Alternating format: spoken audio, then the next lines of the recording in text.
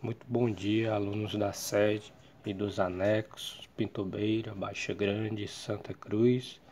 Estou aqui para a gente rever e ver alguns conteúdos que irão cair no simulado e na avaliação de vocês desse mês, tá certo? Então acompanhe, preste bastante atenção. Aberturazinha do nosso slide, tá? Escola de Ensino Médio Antônio Custódio de Mesquita, professor Wilson, para quem não me conhece, os anexos. Vamos lá, primeiro ano. Nós vamos abordar no primeiro slide a questão da nutrição, tá? Uma alimentação saudável, como é que deve ser, tá? Estamos aqui acompanhando um gráfico, tá? Esse gráfico representa a melhor maneira, né? A maneira mais adequada de como nós deveremos dividir o nosso prato, né? Nossa alimentação no dia a dia, para que tenhamos uma dieta balanceada. Essa aqui é a pirâmide alimentar. Ela é usada para orientar sobre como compor uma alimentação saudável de forma equilibrada, adequada, variada, moderada, harmoniosa e colorida, né? Costumo dizer que uma dieta balanceada ela é colorida, ou seja, ela tem de tudo um pouco. A composição da pirâmide alimentar, pessoal, ela é dividida em 4 níveis, certo? 4 divisões. Embaixo da pirâmide, na base, nós encontraremos os energéticos, constituídos pelos carboidratos, certo? Os carboidratos, eles são considerados a principal fonte de energia, tá? Ela é a principal fonte de energia e ela é mais fácil, por ser mais fácil de ser assimilada pelo nosso organismo, tá? Então é a fonte primária de energia. Onde é que nós encontraremos, né, esses nutrientes? Nós encontraremos nos pães, massas, tubérculos, raízes, cereais, certo? Então o macarrão que vocês comem no dia a dia, o arroz, o feijão, são carboidratos. Mais acima nós temos os reguladores, certo? Constituído pelas vitaminas, minerais, fibras, frutas e verduras. Os reguladores, como o nome já diz, ele é responsável para regular o funcionamento do nosso organismo. Então nós precisamos de vitaminas, de sais minerais. Então são nas frutas, nos legumes que nós encontraremos, né, esses nutrientes. Mais acima, na menor quantidade, mas não menos importante, nós encontramos os construtores, que são as proteínas, certo? Constituído pelas proteínas, ela é de origem animal ou vegetal, tá certo? Então, de origem animal, nós temos o leite e derivados, né? Nós temos também a carne, o peixe, ovos também é constituído de proteína, certo? Então as proteínas são conhecidas também como construtores, tá? Reconstrói nosso tecido muscular. Mais acima são os energéticos extras, compostos pelos açúcares e doces, certo? Então, lipídios também. Então, por que são energéticos extra? Porque eles entram no sistema metabólico em segunda instância. Primeiro vem os carboidratos, tá? Imagine aí, eu estou fazendo uma atividade de longa duração, um exercício aeróbico, né? De 30 a 40 minutos. Então, eu vou usar as minhas reservas energéticas, primeiramente os carboidratos, certo? Depois que acaba essa fonte de energia, os carboidratos, eu vou entrar vou usar como energia outras fontes, né? Como os lipídios, né? Que está lá no tecido adiposo, principalmente ali na barriguinha, tá? Então essas fontes de energia ela vai entrar também como substrato, tá? Para realizar nossas atividades. Então a queima calórica ela vai acontecer depois, né? Que a gente acabar nossas reservas de carboidrato, ok? Segundo slide, caloria, uma questão de equilíbrio, certo? Nós já temos a avaliação de vocês, então tem uma questãozinha lá que trata sobre esse assunto, então preste bastante atenção. Vou ler aqui para vocês, depois a gente debate um pouco sobre o assunto. Caloria é uma questão de equilíbrio. Equilíbrio é aqui um conceito essencial na medida em que devemos ingerir uma quantidade de calorias semelhante a que dependemos para garantirmos um peso saudável. Se o consumo energético for muito superior ou muito inferior ao desgaste, pode estar aberto o caminho para um problema de saúde, associado desde logo ao excesso ou ao déficit de peso. Isso não significa, porém, que todas as pessoas devam ingerir a mesma quantidade de calorias, tá bom? Então a caloria, né, nós precisamos no nosso dia a dia de 2.000 a 2.500 calorias, tá? Só a energia necessária para realizar nossas atividades diárias. Da onde é que nós iremos tirar essa fonte de energia? Dos alimentos, como a gente viu ali no segundo slide, né? Na pirâmide alimentar. Então imagine aí um trabalhador que trabalha com um exercício, uma atividade excessiva, certo?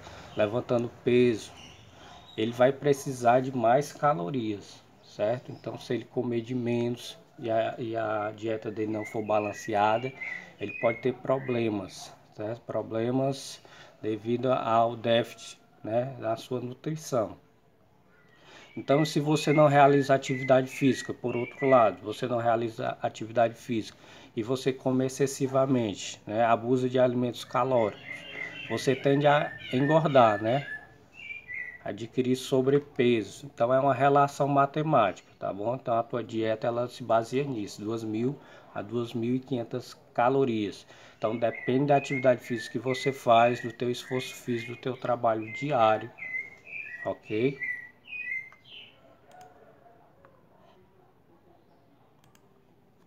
Doenças crônicas não transmissíveis. Tá? E nós vamos abordar principalmente a diabetes. Então, doenças crônicas são doenças que não têm cura, mas elas têm tratamento, certo? Então, um exemplo disso é o diabetes, é a hipertensão, certo? Problemas cardíacos. Então, são várias doenças, doenças essas que não têm cura, mas que ela tem um tratamento e elas não são transmissíveis, certo? Vamos ver o diabetes. Diabetes mellitus é uma doença caracterizada pela elevação da glicose no sangue, ou seja, açúcar no sangue, hiperglicemia. Pode ocorrer devido aos defeitos na secreção ou na ação do hormônio da insulina, que é produzido no pâncreas pelas chamadas células beta.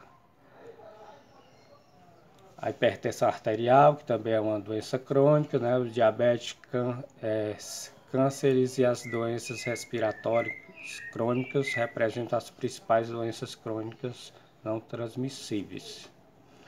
Considerados silenciosos por se desenvolver ao longo da vida, responsável por 72% dos óbitos no Brasil.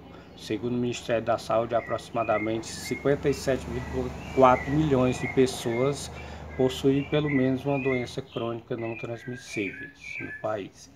Existem alguns tipos mais comuns do diabetes. O diabetes tipo 1, que é aquele que você já nasce com a deficiência no pâncreas, e o diabetes tipo 2, né, que ele pode ser adquirido, mas também pode ser uma questão genética. Adquirido como? Através dos nossos maus hábitos, tá? Você abusar de dietas ricas em calorias, né? Questão do sedentarismo também, você não praticar atividade física, então isso são maus hábitos que pode evoluir para uma doença crônica. E se você já tem incidência de pessoas, parentes que são diabéticos, a tua porcentagem ela aumenta, né? Você tem maiores chances de desenvolver diabetes, certo? É a questão genética, os fatores genéticos. Então é a diferença do diabetes tipo 1 e diabetes tipo 2, tá? A primeira, você já nasce com deficiência no pâncreas, certo? Então, uma deficiência no hormônio insulina. A insulina ela é responsável por estar controlando os níveis de açúcar no sangue. Ela vai pegar o açúcar e vai jogar para a tua célula, né, e transformar em ATP, em energia. Se você tiver essa deficiência no pâncreas, né, na insulina, você vai ter um excesso de açúcar no sangue provocando diabetes. E o tipo 2, como eu falei, ele evolui a partir dos seus maus hábitos. E também a questão genética ela conta muito, tá bom? O outro slide, pessoal, ele aborda a qualidade de vida, certo? Atividade física e qualidade de vida. O que é qualidade de vida? Quais são os fatores necessários para que possamos ter uma qualidade de vida? Então aqui tem um slide que ele aborda vários fatores, né? Ninguém tem uma qualidade de vida plena, mas nós devemos buscar cada um, certo? Então a saúde física, saúde social, saúde emocional, saúde mental, saúde espiritual, saúde profissional. Então, pessoal, quando falamos de hábitos saudáveis, ele engloba outros hábitos, né? Outras situações, eu diria. Por exemplo, a pessoa que adquire hábitos saudáveis, geralmente ela não fuma, né? Ela pratica atividade física e ela está preocupada com a sua dieta, ou seja, ela não abusa de alimentos calóricos, alimentos industrializados que são ricos em sódio, né? Ela prefere sucos naturais em vez de refrigerante. Então são pessoas, desculpe, que adquirir hábitos saudáveis, elas são preocupadas com determinadas coisas, como eu falei, né? Situações. Então ela não ingere bebida alcoólica, então ela tem grande possibilidade, né? Uma pessoa que adquire e desenvolve hábitos saudáveis, ela tem uma grande possibilidade de futuramente ter uma velhice mais saudável, certo? E o outro slide, pessoal, ele fala sobre princípios da especificidade, certo? E o que é isso? É a tua individualidade biológica, certo? Imagine aí, eu estou precisando, estou com sobrepeso e eu vou ver ali uma dieta da internet, certo? Será que ela vai servir para mim? Será que ela não pode ocasionar em doenças? Ela pode sim, certo? Por quê? Porque tem a questão da tua individualidade biológica, certo? Meu metabolismo ele não é igual ao seu. O que eu preciso, as minhas carências de nutrientes não é igual à sua, tá certo? Então uma pessoa que é cardíaca, certo? O exercício dela, a prescrição de atividade física dela deve ser diferenciada, deve ser bem acompanhada e instruída por um profissional de educação física, tá certo? Então é isso, é a especificidade, tá? Este princípio baseia-se nas particularidades, nas características específicas de cada atividade. Para que o exercício seja realmente específico, ele deve ser o mais semelhante possível àquela ação que se pretende melhorar. Então, a pessoa que é diabética, ela não pode se exercitar, né, exercícios rigorosos, intensos, né, sem ser intercalado. Por quê? Porque se ele praticar um exercício intenso, de longa duração, se não for intercalados com descanso, né, com questão de você aquecer e desaquecer, certo? Você pode, né, estar tendo um déficit de glicose, né? Então pode vir a sentir náuseas e tonturas. Então é um cuidado que o profissional de educação física deve ter ao acompanhar um cliente, né, ou um aluno até que tem o diabetes, certo? Então tem que ter esse cuidado. Problemas cardíacos da mesma maneira, problemas articulares, certo? Então todos tem a questão da especificidade. Então a prescrição de exercício físico, né? A prescrição de exercício físico deve ser vista como um processo pelo qual se recomenda um programa de exercício de forma sistemática individualizado, né? Mais uma vez a questão da especificidade, segundo as necessidades e preferências de cada pessoa, com a finalidade de obter os maiores benefícios com os menores riscos. Então, antes de você aderir a uma atividade física, ao exercício físico, é preciso, né? Não temos esses costumes, mas é preciso que você realize exames, né? E seja orientado primeiramente pelo teu médico, para depois, né, o profissional de educação física. Então, essas são as recomendações, tá certo? Vou estar lançando alguns TDs, né, direcionados para vocês estudarem para a prova, para a avaliação de vocês, tá bom? Então, no mais é isso, a gente não pode se estender, tá bom? Então, uma boa sorte, um grande abraço, um abraço virtual por enquanto, né? Que Deus os abençoe.